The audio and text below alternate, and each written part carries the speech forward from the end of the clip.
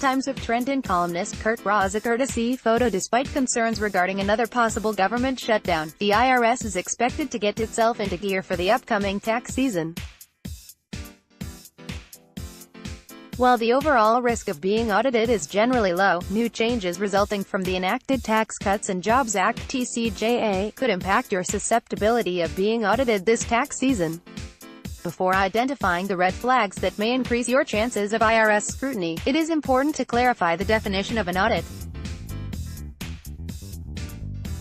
Today, most IRS inquiries are related to inconsistencies in the amount of income, interest or capital gains being reported. This type of notice, also known as a correspondence audit, accounts for roughly 80% of audits and usually states the amount of additional tax due. Taxpayers can pay the difference or dispute the requested tax by providing supporting documentation. On the other hand, a full-blown audit is usually handled by an IRS agent and involves a much more exhaustive process that examines the majority of your return. Keep in mind, the IRS can audit returns for up to 3 years.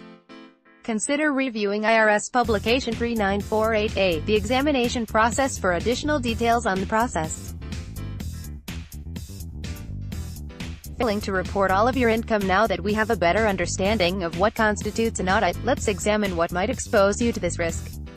Various forms of income are provided to the IRS from outside sources such as your employer, financial institution and retirement plan. Failing to report all income received on W-2s, 1099s, etc.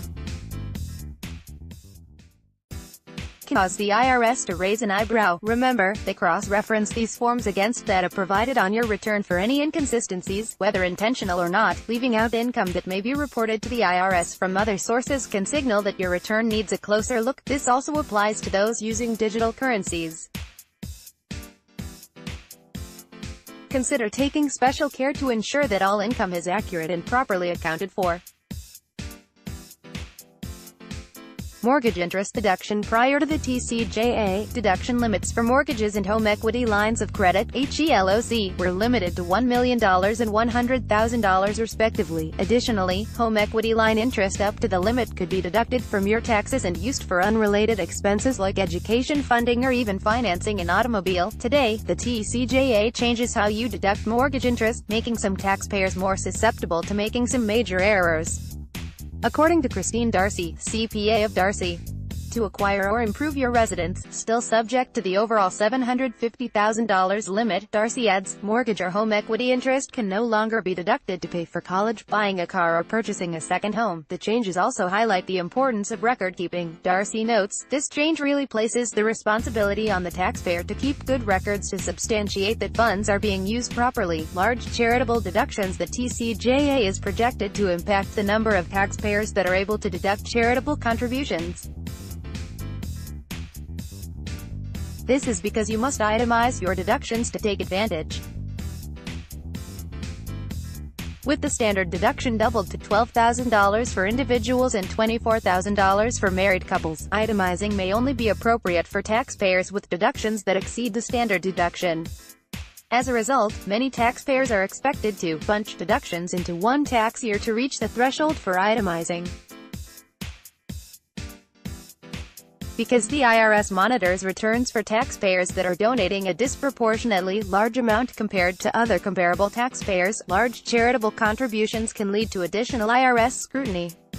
Despite these concerns, be careful not to allow the fear of an IRS audit to limit your charitable endeavors. Instead, be sure to be diligent when documenting all charitable contributions according to IRS rules. Reviewing IRS Publication 526 Charitable Contributions and Publication 561 Determining the Value of Donated Property can help ensure you can substantiate all tax-deductible contributions on your return.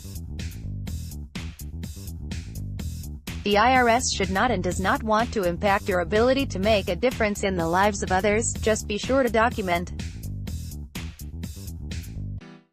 Ignoring your side business in this new economy. Freelancing, blogging, YouTube influencing, social media micro-businesses and web-based business have become more common. What begins as small side hustle to supplement other full-time work, often grows to become a more substantial stream of income. Look no further than www.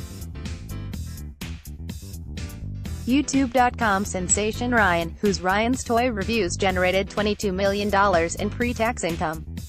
Sure, that is an extreme example. However, as Ryan and his parents were building his business, income started small and grew exponentially over time, and it is in the early stages that many business owners fail to report income, pay estimated quarterly taxes and/or maintain careful records. Just because it is a side business, doesn't mean the IRS isn't looking for their tax revenue. Getting organized with an accountant is critical, even when your side hustle is just getting off the ground. In the event you are targeted for an audit, review IRS Publication 556 Examination of Returns, Appeal Rights and Claims for Refund for additional information on audit procedures. Remember, this information should not be construed as tax advice. Since everyone's tax situation is unique, consider speaking to your accountant to determine the most appropriate approach for you. Kurt J. Rossi, MBA, CFPR, CRPC, AIFR, is a certified financial planner TM practitioner. Independent WM.com. LPL Financial Member FINRA, SIPC. Follow NJ.com on Twitter at NJ.com. Find NJ.com on Facebook.